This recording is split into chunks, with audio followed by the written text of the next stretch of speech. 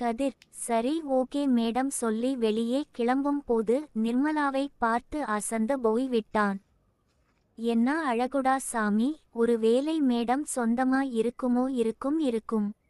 அம்மா வேற சீக்கிரம் கல்யாணம் செஞ்சிக்கோன்னு சொல்றாங்க. இந்த மாதிரி பொண்ணு அமைஞ்சா யாரு தான் வேண்டாம் சொல்லுவா? யாருக்கு கொடுத்து வச்சிருக்கோ? மனதில் நினைத்து கொண்டு வெளியே சென்றான். பொன்மாரி, பாட்டி நான் இவரை வீட்டுக்கு கூப்பிட்டு போய் பார்க்க போறேன். தேவி, என்னம்மா சொல்லுற? பொன்மாரி, ஆமா பாட்டி, டாக்டர் கிட்ட பேச போறேன். தேவி, ஒரு வாரம் இங்க இருக்க சொன்னாருமா? பொன்மாரி, ஆமா பாட்டி, கரெக்ட் தான். ஆனா நேரத்துக்கு இவருக்கு மாத்திரை கொடுக்க முடியல. வீட்ல இருந்தா எல்லாம் சரியா கொடுக்க முடியும். பிரபு, எனக்கும் கொஞ்சம் நல்லா இருக்கும், எனக்கு சம்மதம். நிர்மலா, சூப்பர், இன்னே நீங்க வீட்டுக்கு வந்தா நானும் உங்களை பார்த்துப்பேன். பொன்மாரி நிர்மலாவை முறைத்து பார்த்தால் அத பிரபு கவனித்தான். பொன்மாரி, சரி போங்க பாட்டி, நான் இவருக்கு சாப்பாடு கொடுத்து தூங்க வச்சிட்டு டாக்டர் கிட்ட பேசி இவரை வீட்டுக்கு கூப்பிட்டு போய் பார்க்க போறேன் சொல்ல போறேன்.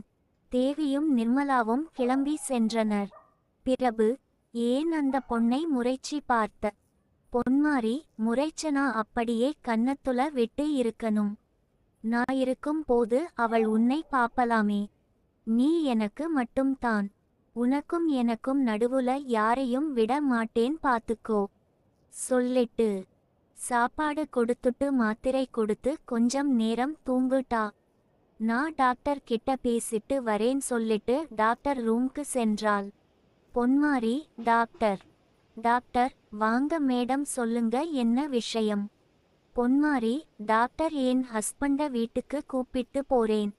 Doctor, what? Ponmari, yes doctor, இங்க இருக்குறது என் ஹஸ்பண்ட்க்கு பாதுகாப்பு இல்ல. டாக்டர், எதை வச்சு உங்க ஹஸ்பண்டுக்கு பாதுகாப்பு இல்லன்னு சொல்றீங்க? பொன்மாரி, நான் ரெஸ்ட் ரூம் போயிட்டு வரும்போது ஒரு வார்டு பாய் என் ஹஸ்பண்ட் கிட்ட நின்னு குளுக்கோஸ் பாட்டில்ல ஏதோ ஒரு ஊசி மூலமாக மருந்து போட்டான். ஆனா அந்த லூசுக்கு தெரியாது.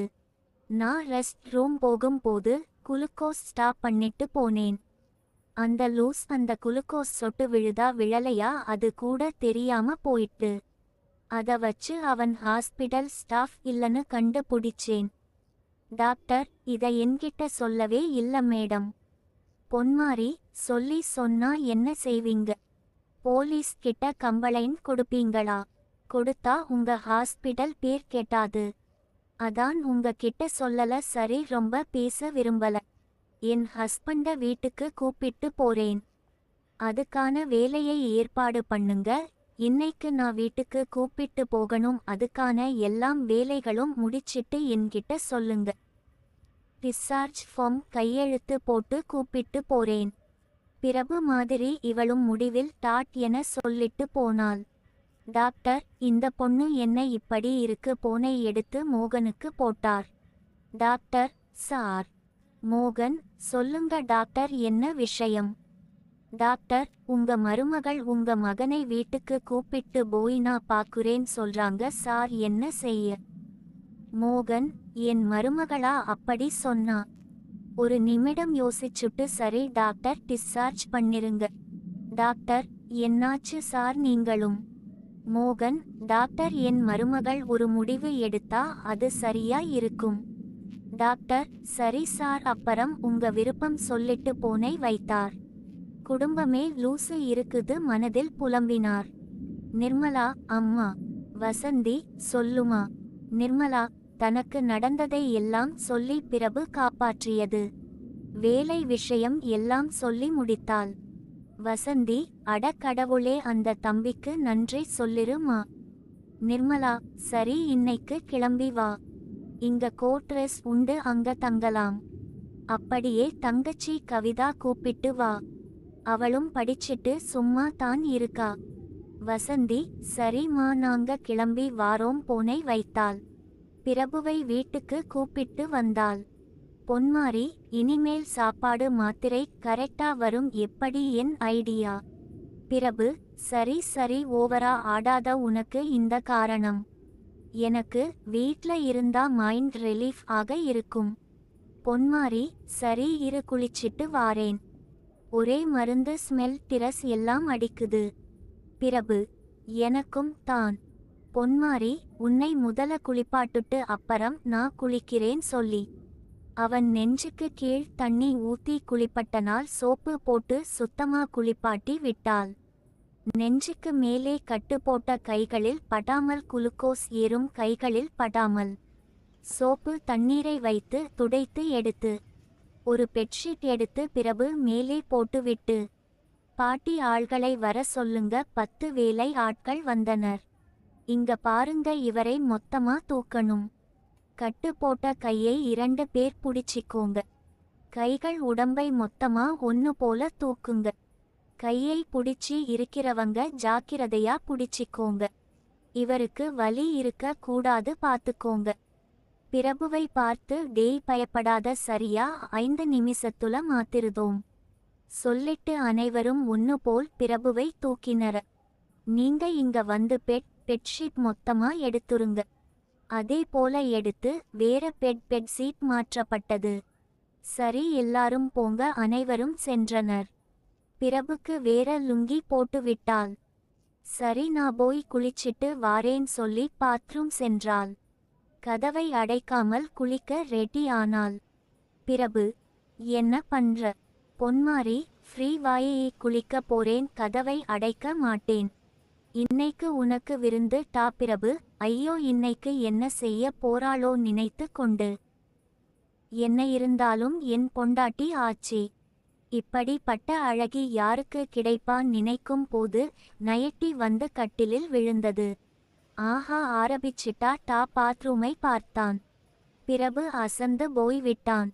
இப்பா இவளை பெத்தாங்களா இல்ல செஞ்சாங்களா? டேய் என்னை பெத்துத்தான் எடுத்தாங்க. என்னட்டா மைண்ட், மானங்கெட்ட மைண்ட். ஒழுங்கா உன் மனசுல நினைக்கவே மாட்டியா டா? உன் அழகுக்கு முன்னாடி என் வாய் உளர ஆரம்பிச்சிடுது டி. சரி டா, ஃப்ரீ ஷோ பாரு டா சொல்லிட்டு சவர் திறந்து விட்டாள். டேய் செல்லம், அந்த கைல குளுக்கோஸ் ஏறுது. டியூப் லுங்கி தட்டி நரம்புல போட்டு இருக்குற ஊசி உனக்கு வலி குடுக்கும். சோ வேண்டாம் பேபி. நான் குளிச்சிட்டு வந்து என் குட்டி செல்லத்தை கவனிக்கிறேன் டா. ப்ளீஸ் டா, கையை வெளியே எடுடா. பிரபு, நானும் மனுஷன் தான் டி.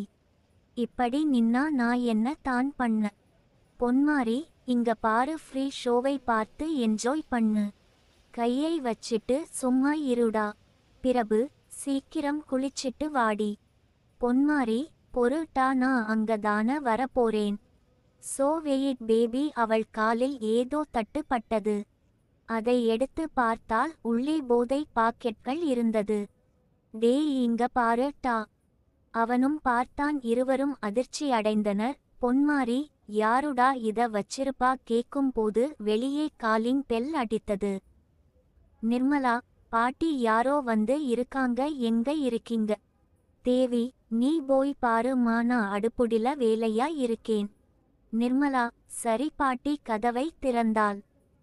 ஆஃபீஸ் மேடம், நாங்க போதை தடுப்பு பிரிவுல இருந்து வரோம். இங்க போதை பொருள் இருக்குன்னு எங்களுக்கு தகவல் வந்தது. நாங்க செக் பண்ணனும், கொஞ்சம் வழி விடுறீங்களா? நிர்மலா, வாட் போதை பொருளா இங்கயா? நீங்க ஏதோ தப்பான இடத்துக்கு வந்து இருக்கீங்க. ஆஃபீஸ், அத நாங்க பாத்துகிறோம் சொல்லிட்டு உள்ளே வந்து ஒவ்வொரு ரூமாக சென்று செக் செய்தார்கள். ஆனால் எங்குமே இல்லை. பொன்மாரி, சார் வணக்கம், என்ன இவ்ளோ தூரம் வந்து இருக்கீங்க?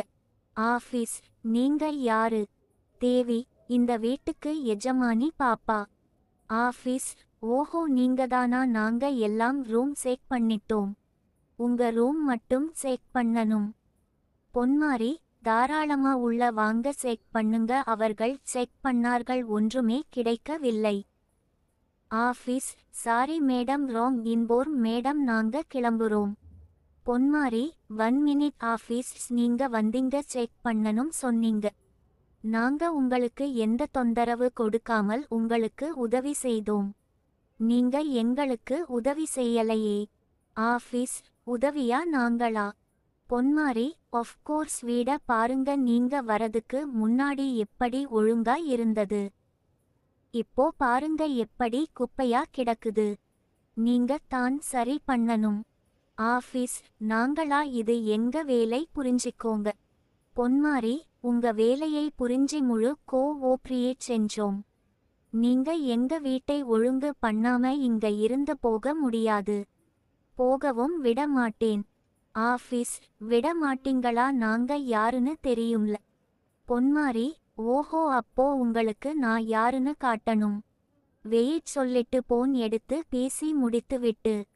இப்போ உங்களுக்கு போன் வரும், அப்புறம் தெரியும் நான் யாருன்னு. ஆஃபீஸ் போன் வந்தது சார். சரி சார், ஒழுங்கா வச்சிட்டு போயிருந்தோம் சார். இல்லை சார். சாரி சார், போனை வைத்து சாரி மேடம், நீங்க யாருன்னு தெரியாம பண்ணிட்டோம். ஹே, எல்லாரும் வாங்க, விட ஒழுங்கா வச்சிட்டு போயிரும் சொல்லிட்டு ஒழுங்கா அடுக்கி வச்சிட்டு சென்றனர். தேவி, யார்கிட்ட பேசுன பாப்பா? பொன்மாரி, மினிஸ்டர் கிட்ட பாட்டி. மாமா, என்னையை மினிஸ்டர் கிட்ட ஏற்கனவே நான் இந்த கம்பெனிக்கு யாருன்னு சொல்லி அறிமுகம் செஞ்சு வச்சு இருக்காங்க. அவங்க கிட்ட தான் பேசுனேன் பாட்டி.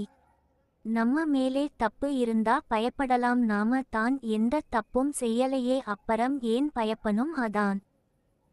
தேவி, தைரியமான பொண்ணுமா சொல்லிட்டு கிச்சன் சென்றாள். நிர்மலா, என்ன அக்கா சொல்றீங்க, உள்ள ஒரு பொருள் இல்லையா? பொன்மாரி, நிர்மலா மீது சந்தேகம் வந்தது, என் ரூம்க்கு வா. அவளை இழுத்து கொண்டு உள்ளே சென்று கதவை அடைத்து நிர்மலாக்கு ஒரு அறை விட்டால், யாருடி நீ? உன்கிட்ட தப்பா நடந்துக்க பார்த்தாங்களே, அவங்க உன் ஆள்கள் தானே? நிர்மலா அழுது கொண்டே, சாரி அக்கா, என் அம்மாவையும் தங்கச்சியையும் யாரோ கடத்தி ஒரு பாக் தருவோம், அத உங்க ரூம்ல வைக்க சொன்னாங்க. அப்படி செய்யலைன்னா என் அம்மா தங்கச்சி கொன்னுடுவோம் சொல்லி மிரட்டி செய்ய வச்சாங்க இக்கா. நான் கால் ரெகார்ட் ஆப் வச்சிருக்கேன், இது அவங்க பேசுன போன் ரெகார்ட். கேளுங்க அக்கா. பொன்மாரியும் கேட்டால், மிரட்டல் ஆடியோ இருந்தது. சாரி டீனி, கவலை படாத, அவங்களை காப்பாத்திரலாம் சொல்லிட்டு டிஜிபிக்கு போன் போட்டால் கடத்தல் விஷயங்கள் அனைத்தையும் சொன்னாள். ஒரு நிமிடம் என் ஹஸ்பண்ட் கிட்ட பேசுங்க. பிரபு, ஆமா சார், என் மனைவி சொன்னது எல்லாம் உண்மை தான்.